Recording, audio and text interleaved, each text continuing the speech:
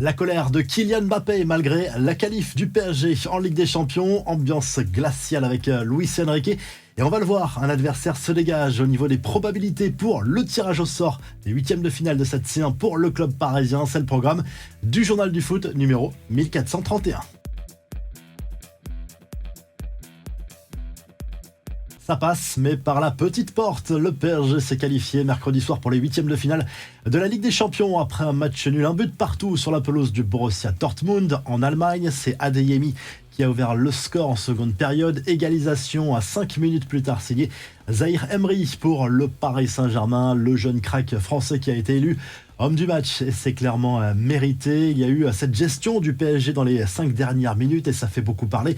En apprenant justement que l'AC Milan menait sur la pelouse de Newcastle, Luis Enrique a distillé la consigne de faire tourner, de gérer cette fin de match parce qu'un but de Dortmund aurait clairement éliminé le Paris Saint-Germain de la course aux huitièmes de finale. Cela a agacé Kylian Mbappé qui lui aurait voulu pousser pour aller chercher la première place du groupe. Le PSG avait sans doute les moyens de pousser pour marquer ce deuxième but. On a vu en coulisses, selon la presse espagnole, un échange assez froid, assez glacial entre l'attaquant parisien et Luis Enrique. 2 petits mots échangés et un regard glacial entre les deux hommes, selon le média AS notamment. Mais le coach espagnol a dédramatisé la situation en conférence de presse. D'après lui, il valait mieux gérer ces 5 dernières minutes parce que justement ce but aurait pu éliminer le PSG de la course aux huitièmes de finale. Voici les autres résultats de la soirée. Victoire de l'Atlético Madrid contre la Lazio. Griezmann a marqué et les Colchoneros terminent premier du groupe. 6e succès en 6 matchs de C1 pour Manchester City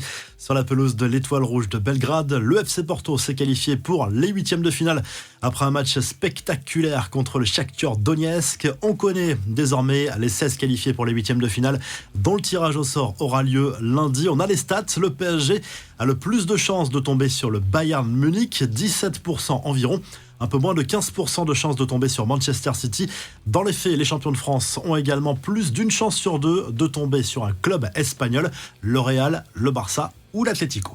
Les infos en bref, la Ligue Europa, 3 clubs français jouent gros ce soir. Marseille et Rennes peuvent se contenter d'un match nul face à Brighton et Villarreal pour terminer premier de leur groupe, et ce serait synonyme de qualification directe pour les huitièmes de finale de la compétition. Toulouse joue à Linz et doit prendre au moins un point pour être certain de terminer deuxième du groupe derrière Liverpool et donc de jouer les barrages contre un troisième de Ligue des Champions.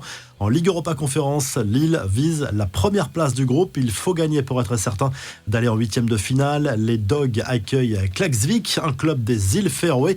Enfin, le conseil de Thierry Henry à Kylian Mbappé, le coach des espoirs français, qui est aussi consultant pour CBS Sports, a expliqué que dans les mêmes conditions, lui resterait au PSG. Si je suis Kylian Mbappé, je ne pars pas. Vous voulez finir ce que vous avez commencé. Pourquoi il devrait partir? Il aime le PSG, il est de la région, vous devez le comprendre, a expliqué Henry devant l'insistance d'autres chroniqueurs sur la nécessité pour la carrière de Kylian Mbappé d'aller au Real Madrid. La revue de presse, le journal L'Équipe consacre sa une à Warren Zahir Emery, qui aura donc été le héros de la qualification parisienne pour les huitièmes de finale de la Ligue des Champions. Un gamin en or, titre le quotidien sportif. Le retour prématuré du milieu de terrain parisien de 17 ans aura donc été salvateur pour les champions de France. Du côté de l'Angleterre, le Star Sport revient de son côté sur la grosse déception des joueurs de Newcastle, éliminés de toute compétition européenne. Les Magpies qui terminent dernier de ce groupe de la mort en Ligue des Champions après une défaite contre l'AC Milan à domicile mercredi soir lors de l'ultime journée de cette phase de groupe de la Ligue des Champions, et c'est un résultat forcément bénéfique.